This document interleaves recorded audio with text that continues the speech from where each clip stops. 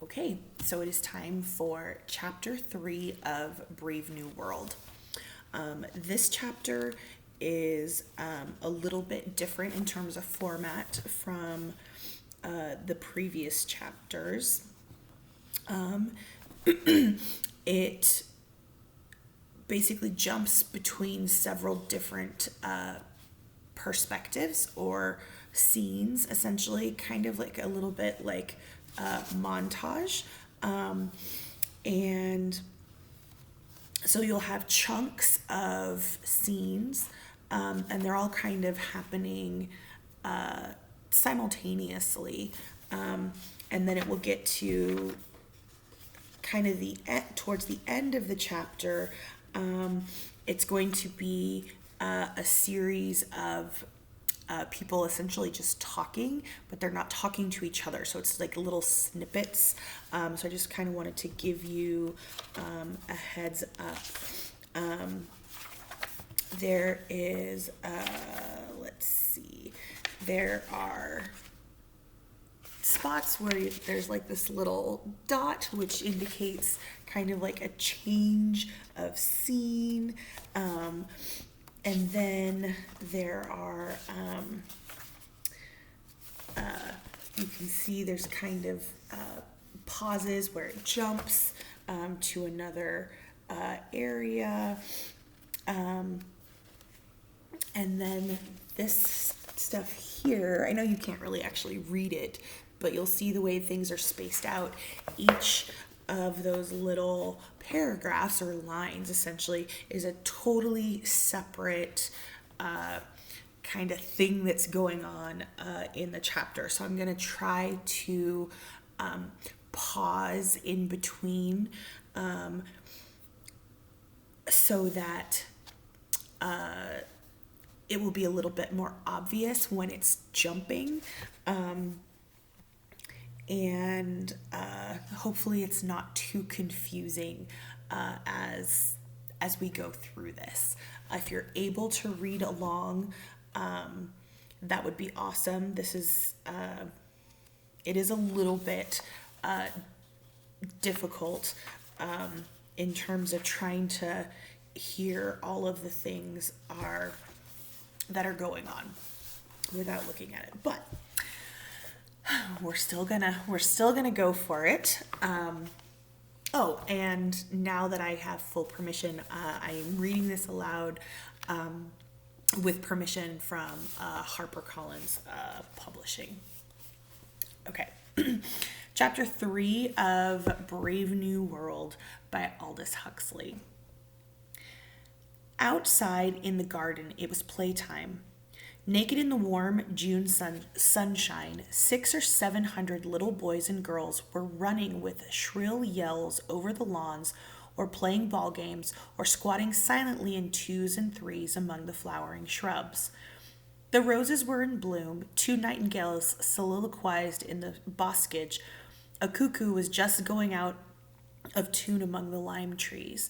The air was drowsy with the murmur of bees and helicopters. The director and his students stood for a short time watching a game of centrifugal bumble puppy. 20 children were grouped in a circle around a chrome steel tower. A ball thrown up so as to land on the platform at the top of the tower rolled down into the interior, fell on a rapidly revolving disc, was hurled through one or other of the numerous apertures pierced in the cylindrical casing, and had to be caught. Strange, mused the director as they turned away. Strange to think that even in our Ford's day, most games were played without more apparatus than a ball or two and a few sticks and perhaps a bit of netting. Imagine the folly of allowing people to play elaborate games which do nothing whatsoever to increase consumption. It's madness. Nowadays, the controllers won't approve of any new game unless it can be shown that it requires at least as much apparatus as the most complicated of existing games. He interrupted himself. That's a charming little group, he said, pointing. In the little grassy bay between tall clumps of Mediterranean heather, Two children, a little boy of about 7 and a little girl who might have been a year older, were playing very gravely and with all the focused attention of scientists intent on a labor of discovery, a rudimentary sexual game. Charming, charming, the DHC repeated sentimentally. Charming, the boys politely agreed, but their smile was rather patronizing. They had put aside similar childish amusements too recently to be able to watch them now without a touch of contempt. Charming, but it was just a pair of kids fooling about. That was all. Just kids.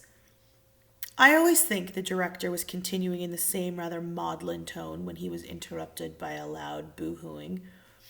From a neighboring shrubbery emerged a nurse, leading by the hand a small boy who howled as he went. An anxious-looking little girl trotted at her heels. "What's the matter?" asked the director. The nurse shrugged her shoulders. "Nothing much," she answered. "It's just that this little boy seems rather reluctant to join in the ordinary erotic play. I've noticed it once or twice before, and now again today. He started yelling just now." "Honestly," put in the anxious-looking little girl, "I didn't mean to hurt him or anything, honestly." "Of course you didn't, dear," said the nurse reassuringly. "And so," she went on, turning back to the director, "I'm taking him in to see the assistant superintendent of psychology, just to see if anything's at all abnormal." "Quite right," said the director. "Take him in. You stay here, little girl," he added as the nurse moved away with her still howling charge. "What's your name?" "Polly Trotsky." "And a very good name, too," said the director. "Run away now and see if you can find some other little boy to play with." The child scampered off into the bushes and was lost to sight. "Exquisite little creature," said the director, looking after her.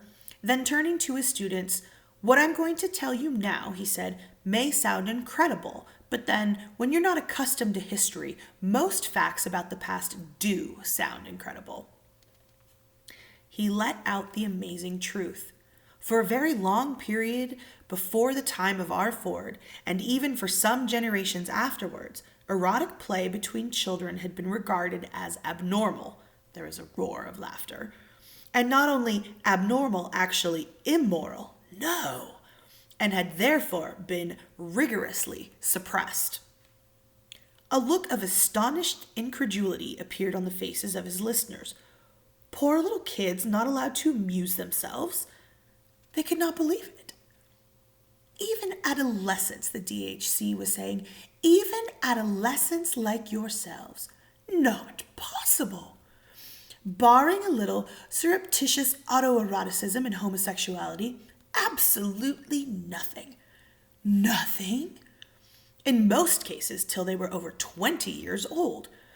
20 years old, echoed the students in a chorus of loud disbelief. 20, the director repeated. I told you that you'd find it incredible. But what happened, they asked. What were the results? The results were terrible. A deep, resonant voice broke startlingly into the dialogue. They looked around. On the fringe of the little group stood a stranger, a man of middle height, black-haired with a hooked nose, full red lips, eyes very piercing and dark. Terrible, he repeated. The DHC had at that moment sat down on one of the steel and rubber benches conveniently scattered through the gardens, but at the sight of the stranger, he sprang to his feet and darted forward, his hand outstretched, smiling with all his teeth, effusive. Controller! What an unexpected pleasure! Boys, what are you thinking of? This is the controller. This is his Fordship, Mustafa Mond. In the 4,000 rooms of the center, the 4,000 electric clocks simultaneously struck 4. Discarnate voices called from the trumpet mouths. Main day shift off duty. Second day shift take over. Main day shift off. In the lift, on their way up to the changing rooms, Henry Foster and the assistant director of predestination rather pointedly turned their backs on Bernard Marx from the Psychology Bureau, averted themselves from that unsavory reputation. The faint hum and rattle of machinery still stirred the crimson air in the embryo store. Shifts might come and go, one lupus-colored face give place to another. Majestically and forever the conveyors crept forward with their load of future men and women. Lenina Crown walked briskly towards the door. His Fordship Mustafa Mond! The eyes of the saluting students almost popped out of their heads. Mustafa Mond, the resident controller for Western Europe, one of the 10 world controllers, one of the 10. And he sat down on the bench with a DHC. He was going to stay, yes, and actually talk to them. Straight from the horse's mouth, straight from the mouth of Ford himself. 2 shrimp-brown children emerged from a neighboring shrubbery, stared at them for a moment with large, astonished eyes, then returned to their amusements among the leaves. "You all remember," said the controller in his strong, deep voice, "you all remember, I suppose, that beautiful and inspired saying of our Fords, 'History is bunk.' History," he repeated slowly, "is bunk." He waved his hand, and it was as though with an invisible feather whisk he had brushed away a little dust, and the dust was Harappa, was Ur of the Chaldees, some spider webs, and they were Thebes and Babylon and Sonos and Mycenae. Whisk, whisk. And where was Odysseus? Where was Job? Where was Jupiter and Gautama and Jesus? Whisk. And those specks of antique dirt called Athens and Rome, Jerusalem and the Middle Kingdom, all were gone. Whisk. The place where Italy had been was empty. Whisk. The cathedrals. Whisk, whisk. King Lear and the thoughts of Pascal. Whisk. Passion. Whisk. Requiem. Whisk. Symphony. Whisk. "Going to the Feelies this evening, Henry?" inquired the assistant predestinator. "I hear the new one at the Alhambra is first rate. There's a love scene on a bearskin rug. They say it's marvelous. Every hair of the bear reproduced. The most amazing tactual effects." "That's why you're taught no history," the controller was saying. "But now the time has come." The DHC looked at him nervously. There were those strange rumors of old forbidden books hidden in a safe in the controller's study. Bibles, poetry, Ford knew what. Mustafa Mond intercepted his anxious glance, and the corners of his red lips twitched ironically. "It's all right, Director," he said in a tone of faint derision. "I won't corrupt them." The DHC was overwhelmed with confusion. Those who feel themselves despised do well to look despising. The smile on Bernard Marx's face was contemptuous, every hair on the bear indeed. "I shall make a point of going," said Henry Foster. Mustafa Mond leaned forward, shook a finger at them.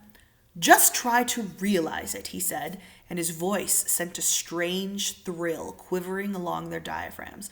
"Try to realize what it was like to have a viviparous mother." That smutty word again. But none of them dreamed, this time, of smiling. Try to imagine what living with one's family meant. They tried, but obviously without the smallest success. And do you know what a home was? They shook their heads. From her dim crimson cellar, Lenina Crown shot up 17 stories, turned to the right as she stepped out of the lift, walked down a long corridor, and opening the door marked girls' dressing room, plunged into a deafening chaos of arms and bosoms and underclothing. Torrents of hot water were splashing into or gurgling out of 100 baths. Rumbling and hissing, 80 vibro-vacuum massage machines were simultaneously kneading and sucking the firm and sunburnt flesh of 80 superb female specimens. Everyone was talking at the top of her voice. A synthetic music machine was warbling out a super cornet solo.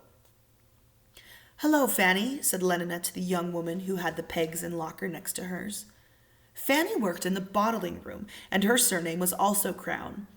But as the 2,000 million inhabitants of the planet had only 10,000 names between them, the coincidence was not particularly surprising. Lenina pulled at her zippers. downwards on the jacket, downwards with a double-handed gesture at the two that held trousers, downwards again to loosen her undergarment. Still wearing her shoes and stockings, she walked off towards the bathrooms. Home, home, a few small rooms, stiflingly over-inhabited by a man, by a periodically teeming woman, by a rabble of boys and girls of all ages. No air, no space, an under-sterilized prison, darkness, disease, and smells. The controller's evocation was so vivid that one of the boys, more sensitive than the rest, turned pale at the mere description and was on the point of being sick. Lenina got out of the bath, toweled herself dry, took hold of a long, flexible tube plugged into the wall, presented the nozzle to her breast as though she meant to commit suicide, pressed down the trigger. A blast of warmed air dusted her with the finest talcum powder. 18 different scents and eau de cologne were laid on in little taps over the wash basin. She turned on the third from the left, dabbed herself with chypre, and carrying her shoes and stockings in her hand, went out to see if one of the vibro vacuum machines were free. And home was as squalid psychically as physically. Psychically, it was a rabbit hole, a midden, hot with the frictions of tightly packed life, reeking with emotion. What suffocating intimacies, what dangerous, insane, obscene relationships between the members of the family groups. Maniacally, the mother brooded over her children, brooded over them like a cat over its kittens, but a cat that could talk, a cat that could say, my baby, over and over again. My baby, and oh, at my breast, the little hands, the hunger, and that unspeakable, agonizing pleasure, till at last my baby sleeps with a bubble of white milk at the corner of his mouth. My little baby sleeps. Yes, said Mufasa Mond, nodding his head. You may well shudder. Who are you going out with tonight? Lenina asked, returning from the vibro vac like a pearl illuminated from within, pinkly glowing. Nobody. Lenina raised her eyebrows in astonishment. I've been feeling rather out of sorts lately, Fanny explained. Dr. Wells advised me to have a pregnancy substitute. But my dear, you're only 19. The first pregnancy substitute isn't compulsory till 21. I know, dear, but some people are better if they begin earlier. Dr. Wells told me that brunettes with wide pelvises like me ought to have their first pregnancy substitute at 17. So I'm really 2 years late, not 2 years early. She opened the door of her locker and pointed to the row of boxes and labeled vials on the upper shelf. Syrup of Corpus luteum, Lenina read the names aloud. Overin, guaranteed fresh, not to be used after August 1st, AF 632. Mammary gland extract, to be taken 3 times daily before meals with a little water. Placentin, 5 cc's to be injected intravenously every 3rd day. Ugh, Lenina shuddered. How I loathe intravenols, don't you? Yes, but when they do one good... Fanny was a particularly sensible girl.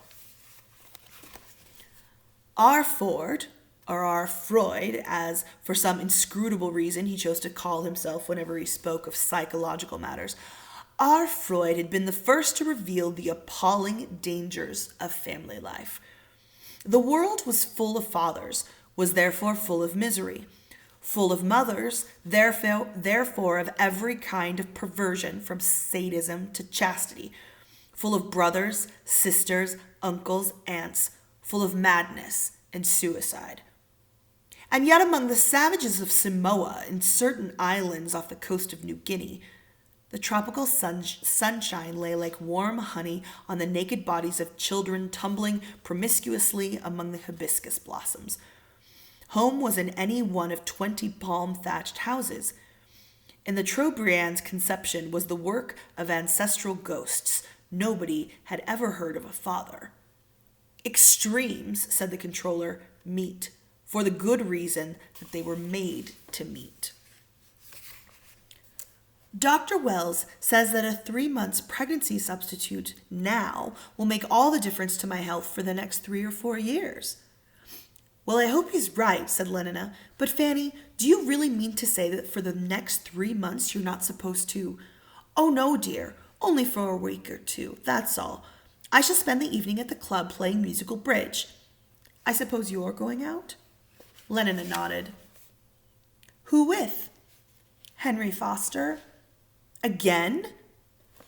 Fanny's kind, rather moon-like face took on an incongruous expression of pained and disapproving astonishment. Do you mean to tell me you're still going out with Henry Foster? Mothers and fathers, brothers and sisters. But there were also husbands, wives, lovers. There were also monogamy and romance. Though you probably don't know what those are, said Mustafa Mond. They shook their heads. Family, monogamy, romance. Everywhere exclusiveness, a narrow channeling of impulse and energy. But everyone belongs to everyone else, he concluded, citing the hypnopaetic proverb. The students nodded, emphatically agreeing with a statement which upwards of 62,000 repetitions in the dark had made them accept, not merely as true, but as axiomatic, self-evident, utterly indisputable. But after all, Lenina was protesting, it's only about 4 months now since I've been having Henry. Only 4 months? I like that. And what's more, Fanny went on, pointing an accusing finger, there's been nobody else except Henry all that time. Has there? Lenina blushed scarlet, but her eyes, the tone of her voice remained defiant. No, there hasn't been anyone else, she answered almost truculently, and I jolly well don't see why there should have been. Oh, she jolly well doesn't see why there should have been, Fanny repeated, as though to an invisible listener behind Lenina's left shoulder. Then with a sudden change of tone, but seriously, she said, I really do think you ought to be careful. It's such horribly bad form to go on and on like this with one man. At 40 or 35 it wouldn't be so bad, but at your age, Lenina, no, it really won't do. And you know how strongly the DHC objects to anything intense or long drawn. 4 months of Henry Foster without having another man? Why, he'd be furious if he knew. Think of water under pressure in a pipe. They thought of it. I pierced it once, said the controller. What a jet! He pierced it 20 times. There were 20 piddling little fountains. My baby, my baby. Mother! The madness is infectious. My love, my one and only, precious, precious. Mother, monogamy, romance. High spurts the fountain, fierce and foamy the wild jet. The urge has but a single outlet, my love, my baby. No wonder these poor pre-moderns were mad and wicked and miserable. Their world didn't allow them to take things easily, didn't allow them to be sane, virtuous, happy. What with mothers and lovers, what with the prohibitions they were not conditioned to obey, what with the temptations and the lonely remorses, what with all the diseases and the endless isolating pain, what with the uncertainties and the poverty, they were forced to feel strongly. And feeling strongly, and strongly what was more, in solitude, in hopelessly individual isolation, how could they be stable? Of course there's no need to give him up. Have somebody else from time to time, that's all. He has other girls, doesn't he? Lenina admitted it. Of course he does. Trust Henry Foster to be the perfect gentleman, always correct. And then there's the director to think of. You know what a stickler. Nodding. He patted me on the behind this afternoon, said Lenina. There you see, Fanny was triumphant. That shows what he stands for. The strictest conventionality.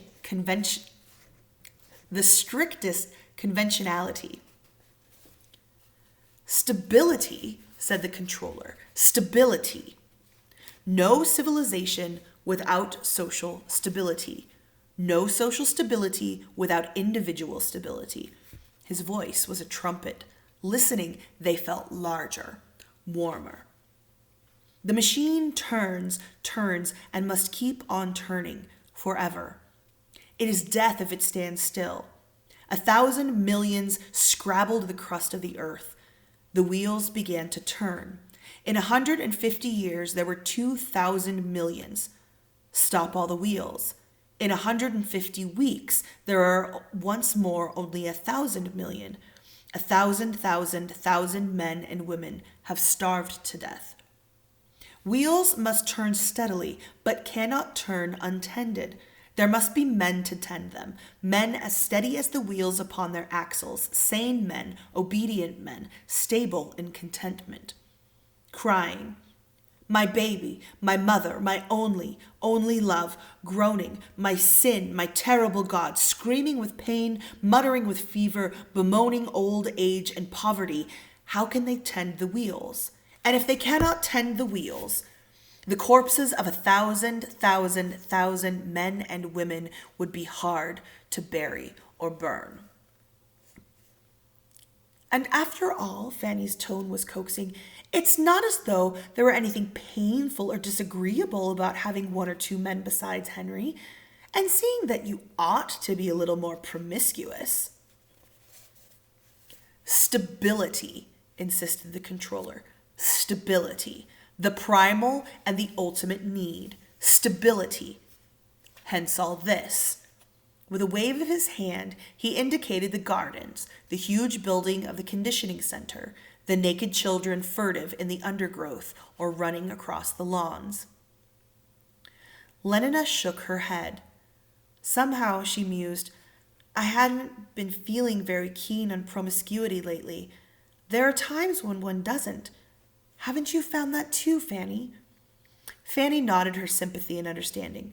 But one's got to make the effort, she said sententiously. One's got to play the game. After all, everyone belongs to everyone else.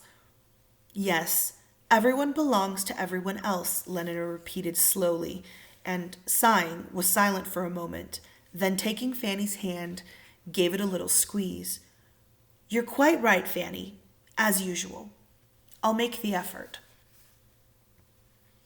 Impulse arrested spills over, and the flood is feeling, the flood is passion, the flood is even madness. It depends on the force of the current, the height and strength of the barrier. The unchecked stream flows smoothly down its appointed channel into a calm well-being. The embryo is hungry. Day in, day out, the blood surrogate pump unceasingly turns its 800 revolutions a minute.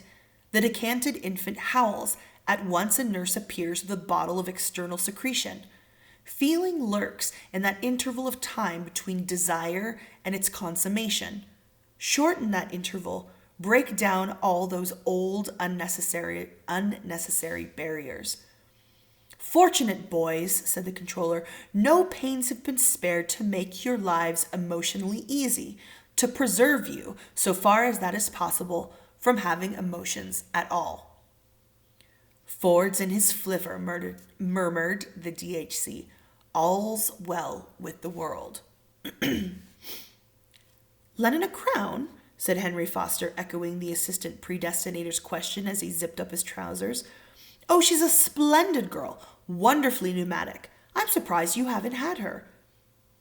I can't think how it is I haven't, said the assistant predestinator. I certainly will, at the first opportunity. From his place on the opposite side of the changing room aisle, Bernard Marx overheard what they were saying and turned pale. And to tell the truth, said Lenina, I'm beginning to get just a tiny bit bored with nothing but Henry every day. She pulled on her left stocking. Do you know Bernard Marx? She asked in a tone whose excessive casualness was evidently forced. Fanny looked startled. You don't mean to say... Why not? Bernard's an Alpha Plus. Besides, he asked me to go to one of the savage reservations with him. I've always wanted to see a savage reservation. But his reputation. What do I care about his reputation? They say he doesn't like obstacle golf. They say, mocked Lenina. And then he spends most of his time by himself, alone. There was horror in Fanny's voice. Well, he won't be alone when he's with me. And anyhow, why are people so beastly to him? I think he's rather sweet. She smiled to herself, how absurdly shy he had been, frightened almost, as though she were a world controller and he a gamma-minus machine minder. Consider your own lives, said Mustafa Mond. Has any of you ever encountered an insurmountable obstacle? The question was answered by a negative silence. Has any of you been compelled to live through a long time interval between the consciousness of a desire and its fulfillment? Well, began one of the boys and hesitated. Speak up, said the DHC. Don't keep his lordship waiting. I once had to wait nearly 4 weeks before a girl I wanted would let me have her. And you felt a strong emotion in consequence. Horrible. Horrible, precisely, said the controller. Our ancestors were so stupid and short-sighted that when the first reformers came along and offered to deliver them from those horrible emotions, they wouldn't have anything to do with them. Talking about her as though she were a bit of meat. Bernard ground his teeth. Have her here, have her there. Like mutton. Degrading her to so much mutton. She said she'd think it over. She said she'd give me an answer this week. Oh, Ford. He would have liked to go up to them and hit them in the face, hard, again and again. Yes, I really do advise you to try her, Henry Foster was saying. Take ectogenesis. Pfitzner and Kawaguchi had got the whole technique worked out. But would the governments look at it? No. There was something called Christianity. Women were forced to go on being viviparous. He's so ugly, said Fanny. But I rather like his looks. And then so small. Fanny made a grimace. Smallness was so horribly and typically low caste. I think that's rather sweet, said Lenina. One feels one would like to pet him. You know, like a cat. Fanny was shocked. They say somebody made a mistake when he was still in the bottle, thought he was a gamma and put alcohol in his blood surrogate. That's why he's so stunted. What nonsense! Lenina was indignant. Sleep teaching was actually prohibited in England. There was something called liberalism. Parliament, if you know what that was, passed a law against it. The records survive. Speeches about liberty of the subject, liberty to be inefficient and miserable, freedom to be a round peg in a square hole. But my dear chap, you're welcome. I assure you, you're welcome. Henry Foster patted the assistant predestinator on the shoulder. Everyone belongs to everyone else, after all. 100 repetitions, 3 nights a week for 4 years, thought Bernard Marx, who was a specialist on hypnopedia. 62,400 repetitions make one truth. Idiots. Or the caste system, constantly proposed, constantly rejected. There was something called democracy, as though men were more than physico-chemically equal. Well, all I can say is that I'm going to accept his invitation. Bernard hated them. But they were two, they were large, they were strong. Then the 9 Years' War began in AF 141. Not even if it were true about the alcohol in his blood surrogate. Phosgene, chloropyrin, ethyl iodocetate,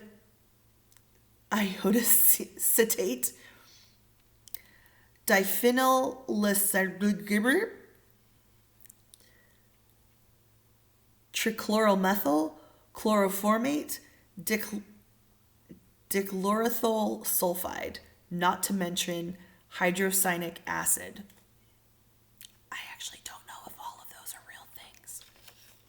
which I simply don't believe, Lenina concluded.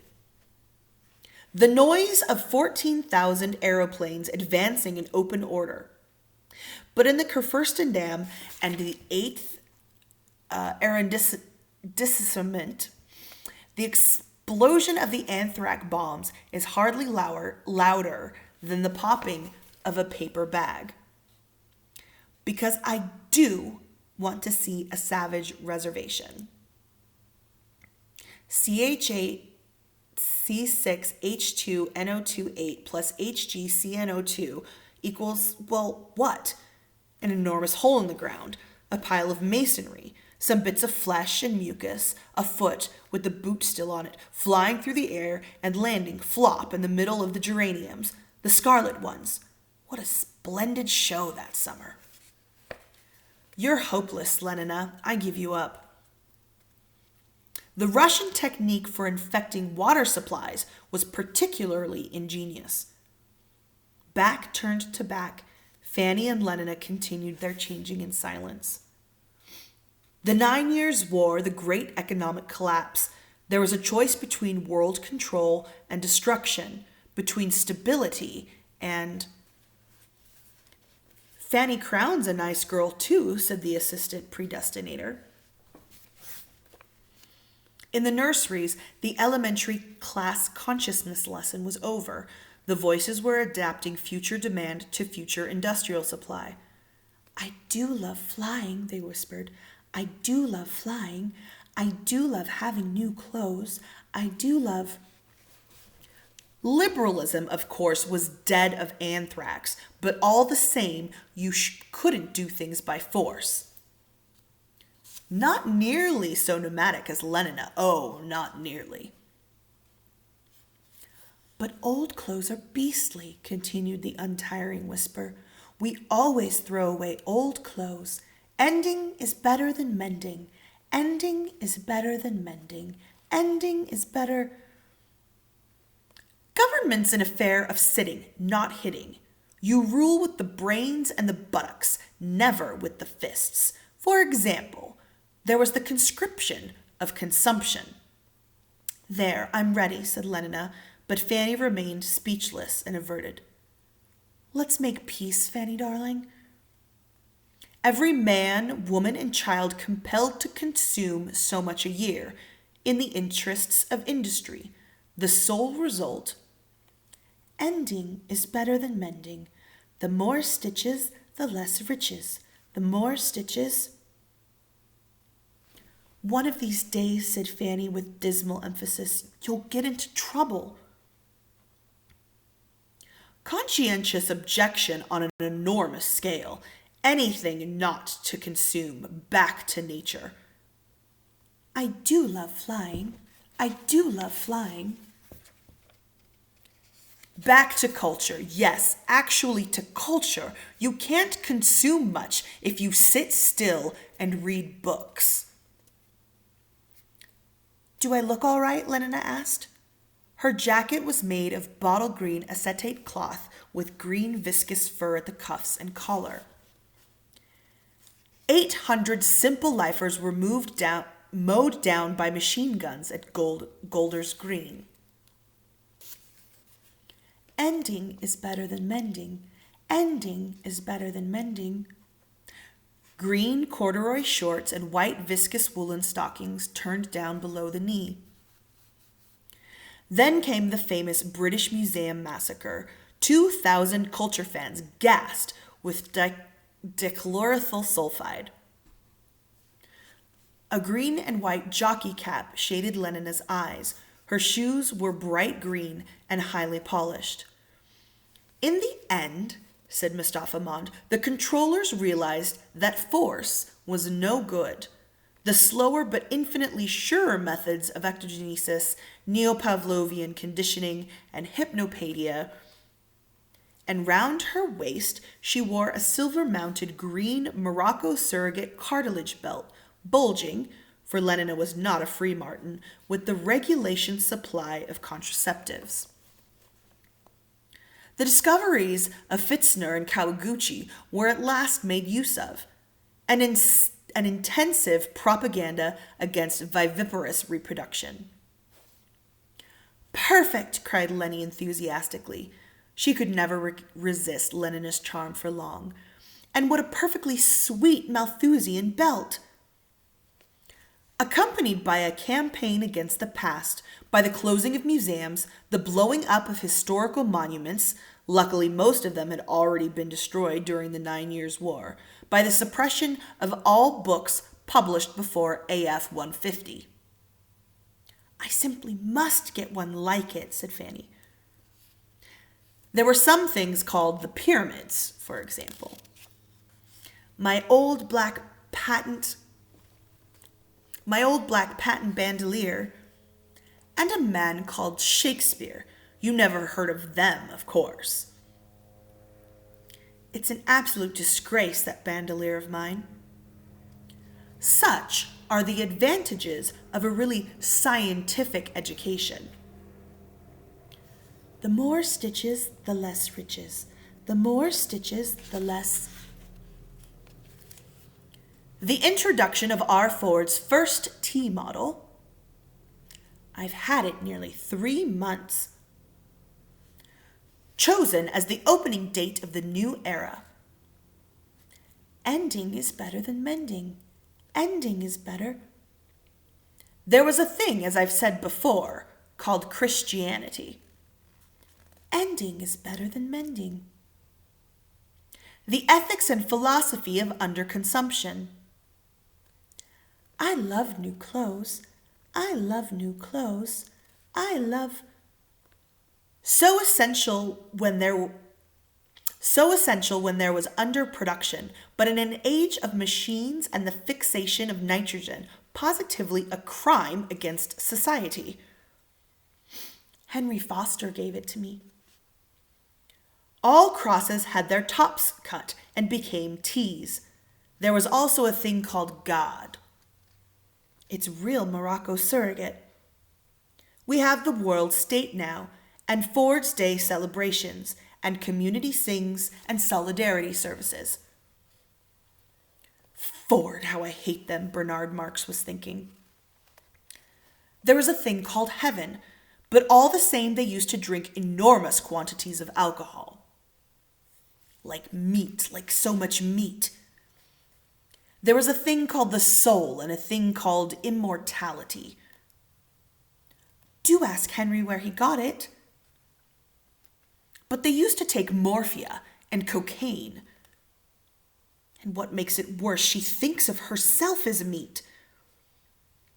2,000 pharmacologists and biochemists were subsidized in AF 178. He does look glum, said the assistant predestinator, pointing at Bernard Marx. 6 years later, it was being produced commercially, the perfect drug. Let's bait him. Euphoric, narcotic, pleasantly hallucinant. Glum, Marx, glum. The clap on the shoulder made him look up. It was that brute Henry Foster. What you need is a gram of soma. All the advantages of Christianity and alcohol, none of their defects. Ford, I should like to kill him. But all he did was to say, no thank you, and fend off the proffered tube of tablets. Take a holiday from reality whenever you like and come back without so much as a headache or a mythology. Take it, insisted Henry Foster. Take it. Stability was practically assured. 1 cubic centimeter cures 10 gloomy sentiments, said the assistant predestinator, citing a piece of homely hypnopaic wisdom. It only remained to conquer old age. Damn you, shouted Bernard Marx. Hoity-toity. Gonadal hormones, transfusion of young blood, magnesium salts. And do remember that a gram is better than a dam, they went out, laughing.